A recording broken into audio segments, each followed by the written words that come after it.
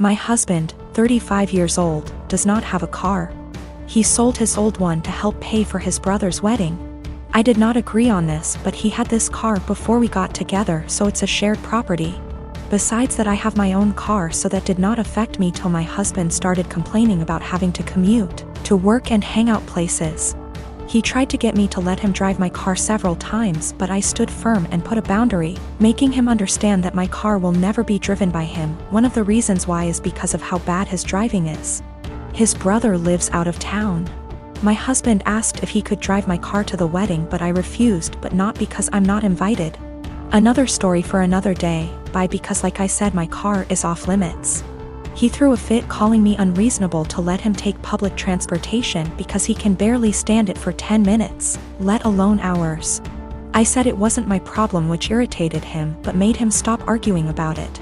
The day that he was supposed to travel out of town, I woke at 10 a.m. and couldn't find my car key. I went outside and couldn't find my car either. I was beyond pissed. I called him, and like I expected, he took it and was on his way to the other town. I lost it and told him I gave him no permission to take it for a whole 5 days, and said that if he won't turn around with it and come home, then I'd call the cops and report it missing. His response was, "You wouldn't dare do it 'cause you know what would happen." I hung up on him, then immediately called the police and told them about my situation. I did not tell them my husband took it because they'd think it's a family dispute and decide to not get involved. I just reported it missing. 2 hours later, I got a call from my husband saying he was back in town and was being held at our local police station. I went to the station and talked to the cops. My husband made a scene there, swearing over and over that I gave him permission to take it, and said I was acting out of jealousy and spite because he was going to attend a wedding that I was not invited to. I took my car and went home, but he had to stay a little longer. He came home in the evening and went on a rage fit about how I created an awful situation and almost caused him to miss his brother's wedding. He called me vindictive, bitter, and a lunatic to call the police on him and try to accuse him of stealing my car. He had to leave the same day to be able to be there with his family and decided to extend his stay, and he still hasn't gotten back yet. Right now his mom and brother are blasting me for what happened and calling me spiteful. One of my best friends, Carla, is getting married soon. It's only meant to be a small backyard type of wedding, but they've been planning it for a few months now, and originally, it was supposed to be on my property. They wanted it because it's private, has lots of open space for the reception, a nice view, and the house could be used for them to get ready and stuff. Of course I said yes. She and her fiancé, Rick, were very happy. Thing is, Carla and I do have a history. We went out on and off in college but decided to stay friends. Then I met my wife, we got married, Carla met Rick, and now here they are. Now my wife knows I went out with Carla back in college and she didn't care. Carla still went to our wedding and everything. I never knew if Rick was told or not. It's not my relationship, therefore not my business to say anything, so I never did. Rick found out recently, and not in the best way. Not sure how, but from what I heard from friends is that one mutual friend told him, no idea why, we used to date. Not only that, but apparently Carla said a couple years ago she was still in love with me when she was already dating Rick. Don't have actual confirmation if that's exactly what he was told. All Carla's told me is that Rick was told about our past and he's angry at her for never saying anything. It became quite a drama and didn't hear from her for over a month until now. She told me they're going to couples counseling and that the wedding is still on. But Rick requested that I not attend. It sucks, but I totally get why he wouldn't be comfortable. Then I asked the obvious question, where are they going to hold the wedding then? To my surprise, she said they still want it at our place. Rick said so too, and in my mind I'm going, he doesn't want the guy who dated his fiancée years ago at the wedding, but still wants the wedding at his house. My wife and I are expected to just not be at our home that weekend, and I told Carla no.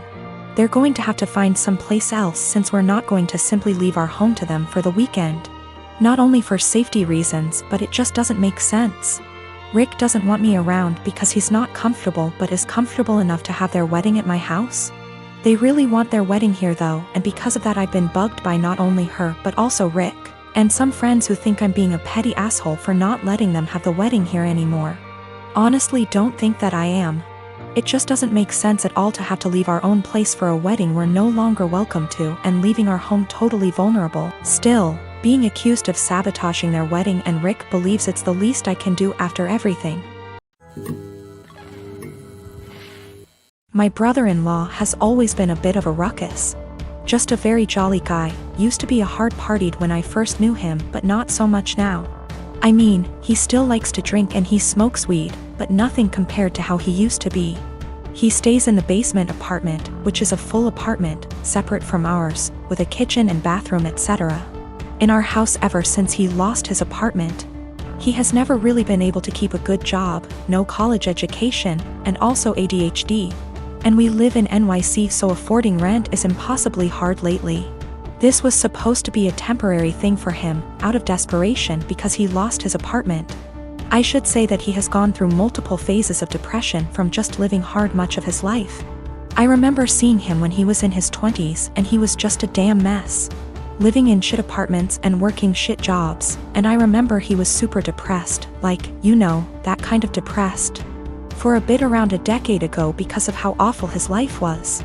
And it was awful. I won't sugarcoat it. He was getting mugged in his area constantly. His apartment was horribly small and he worked horribly long hours. His ex-wife was awful to him and cheated on him. But in the past 2 months that he has been here, he's been an absolute joy. To both me and my wife and also our kids. We all love him so much. He clearly loves the basement, it's even bigger than his old apartment, and just in general it's in a much better location. He has said, multiple times, how much he loves it at our place. He also is just a great guy to have around. He is a blast with our kids and he always cooks food for us and is just a general great, funny, charismatic guy. He got a new job, working 60 hours a week at a shit job. And now he wants to move out to his friend's place all the way in Coney Island where he would be spending half of his paycheck on rent. At first, we were like, okay, well, this was our agreement, he was eventually gonna leave. But then we kinda had a family meeting and realized, hey, we want him here. I don't even care if he pays nothing in rent, he's great to have around. Just to be clear though, we did tell him he would have to pay something a month, a number we haven't decided yet. When we told him this, he kind of thought it was a joke, but then he agreed. He was very happy about it, and we were too, and we were kind of thinking like, he's a member of our house now, you know? But then he changed his mind suddenly, and was saying how he doesn't want to be a freeloader and that he thinks we are just allowing him to stay because we feel bad for him. He really will not listen to us at all when we say that we actually want him to stay. Even our kids, teens, have tried getting him to stay and he just won't accept it. Every time we bring it up to him he sort of does this pity thing where he's like, come on, I know you think I'm a loser. I'm not gonna mooch off of you guys or something along those lines. It's been around 2 weeks, and he just kind of feels bad about it. It is absolutely a pride thing for him. He technically plans on moving out in the next few weeks. But we really want him to stay. And we know that he would love to stay. I feel like there is really no chance this is some kind of deep down he hates it here kind of situation. This is 100% a pride thing for him. I am a 39 years old male, and I lost my late wife 6 years ago. I have a 16-year-old son, Daniel, and I recently got engaged to my fiancé of 2 years. Her mom and I aren't on good terms because of how she behaves. She's a controlling, self-centered, Dolly Parton wannabe. I learned to ignore, but she's been annoying Daniel and criticizing his personality regularly. He's a private kid and still hasn't gotten used to the new family dynamic, but he's in therapy and is doing fine. She keeps diagnosing him left and right, calling him antisocial, autistic and other crap. Fact is, Daniel is a shy, well-mannered kid, but people confuse that with being antisocial. Mother-in-law tried several times to force Daniel to open up by embarrassing him with personal questions on family dinners and test his personality type. I've realized the effect her behavior had on Daniel, so I gave him the choice to no longer be in the same room / house as mother-in-law, and he appreciated this a lot. Mother-in-law didn't like that Daniel kept his distance and no longer visits and kept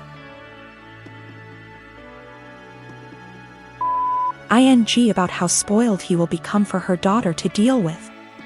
I told her to stop bringing it up, but she cried, "I'm just doing this for Danny." Last week she visited unexpectedly, wanting to say hi to Daniel. After Daniel greeted her, he went into the bathroom and she went into the living room with my fiancé. I was in my bedroom when Daniel came and said his journal was gone. We looked for it but didn't find it. I asked my fiancé, who was alone in the kitchen, but didn't see it. I paused for a second to ask where mother-in-law was. My fiancé said in the living room, but I saw her coming down the stairs. I asked where she was. She said the bathroom. I saw her purse in hand, so I bluntly asked if she took Daniel's journal. She looked offended and called for my fiancé when I insisted to see inside her purse. She wanted to leave, but I didn't let her. Fiancé told me to stop it, but I insisted, and the journal was there. Mother-in-law tried to explain this was her only chance to get to know Daniel better because she cares about him. I blew up at her and berated her for stealing from my son and told her she's banned from my house for the stunt she pulled. She argued with me, then left. My fiancé apologized for her but said banning her from the house was over the top. It backlashed and father-in-law argued and hoped his daughter realizes how I am and call off the wedding for refusing to apologize to Mil. Fiancé said her family won't come to the wedding till I reconcile with her mom and cancel the ban, but I won't let my son be disrespected in his own house and asked my fiancé to understand. I'm refusing to reconcile but am aware this could ruin my relationship with all my in-laws, not just mother-in-law, and my fiancé thinks I'm selfish to cause drama.